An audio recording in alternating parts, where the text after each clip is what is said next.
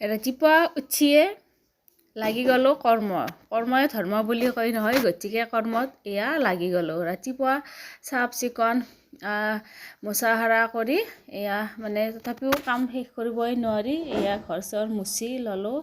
তাৰপিছত ইফালে আকৌ মানুহজনে এয়া মাছ আনিলে, সৰু মাছ, ভিডিঅ'টো কিন্তু যোৱাকালিৰে হয়। তেওঁ মানে সৰু মাছ পাই আনিলে আৰু তেওঁ ডিউটিত যোৱা নাছিলে, গতিকে থকাৰ কাৰণে মই ক'লোঁ যদি মাছ, তেওঁ অৱশ্যে বেছি মাছ বাচে, মই খুব কমহে বাচোঁ এই সৰু মাছটো।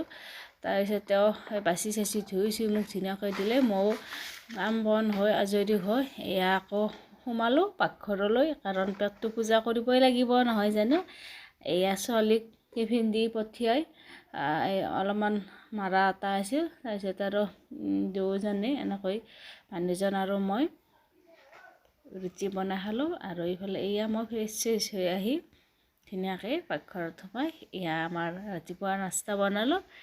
আৰু কালি কিবা এটা প্ৰব্লেমৰ কাৰণে ভিডিঅ'টো দিয়া নহ'লে বাৰু মোৰ, আজি ভিডিঅ'টো দিলোঁ। আৰু তাৰপিছত ইফালে মিকিও উঠিছে, তাইকো ৰুটি বনাই দিলোঁ আৰু আমিও ধুনীয়াকৈ গাখীৰ চাহৰ লগত এয়া ৰুটি, আৰু মিকি অকলে মই দিম দিয়া মা, তাই মই বনাই আছোঁ তাই দি আছে। এয়া চাহ বনালোঁ, গাখীৰ চাহ 1 গিলাচ, আৰু এয়া অলপমান আচাৰ লৈ লৈছোঁ।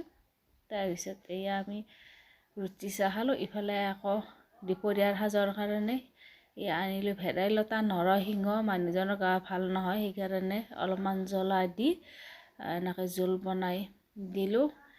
এয়া মাছ ভাজিলোঁ, সৰু মাছ, তাৰপিছত কেইটামান বাচি ডাঙৰকেইটা আঞ্জাত দিবৰ কাৰণে, কাৰণ ইহঁতে আঞ্জাত মাছ দিলে বেয়া লাগে, কিন্তু আঞ্জাত মাছ নিদিলে জানো মাছৰ জোলটো ভাল লাগিব খায়, সেইকাৰণে অলপমান কেইটামান বাচি ভেদাইলতা আঞ্জাৰ কাৰণে ৰাখি থৈ দিলোঁ। আৰু ইহঁতে যিহেতু জলকীয়া নাখায়, আমি কি অলপমান মাছ ভাজি খাব দিলোঁ, তাই একো ইচ্ছা নকৰে খাব, জানেনে, তাই ইণ্টাৰেষ্ট নাই। ইফালে মানুহজন যদিও ছুটীত আছে ঘৰত, কামৰ পৰা কোনো হেৰি নাই, এয়া কাম কৰি আছে নন ষ্টপ, ঘৰত থকা নাথাকা একে কথা। তাৰপিছত ইফালে আকৌ মই এয়া ভাতকেইটা আগতে বহাই দিলোঁ, তাতে মানে আলু দুটা ভাতত দিছোঁ, ভেদাইলতাৰ লগত অলপ আলু দুটা মিক্স কৰি কিনে। আৰু মিকিক কৈছোঁ কেমেৰাটো ধৰা, তাই কেমেৰা ধৰি আছে, মই ফটাফট এয়া ভেদাইলতাখিনি কাটি লৈছোঁ মিক্সিত দিবৰ কাৰণে, তেতিয়া সুবিধা হয় সোনকালে।